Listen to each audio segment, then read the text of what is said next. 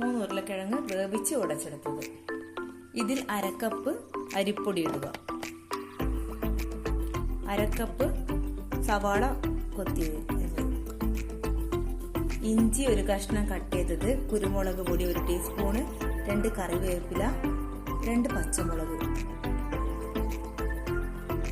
ആവശ്യത്തിന് ഉപ്പ്, 1 table spoon garam masala powder, 1 table spoon മുളക് പൊടി. അപ്പൊ ഇതൊക്കെ നന്നായി മിക്സ് ആക്കി എടുക്കാം. കാരണം കുഴച്ചെടുക്കും. ഉപ്പ് വേണമെങ്കിൽ ചേർത്ത് കൊടുക്കാം. നമുക്ക് ഇഷ്ടമുള്ള ഷേപ്പിൽ ഉരുട്ടിയെടുക്കാവുന്നതാണ്. അപ്പൊ നമുക്കിതിന് ഫ്രൈ ചെയ്തിട്ടെടുക്കാം.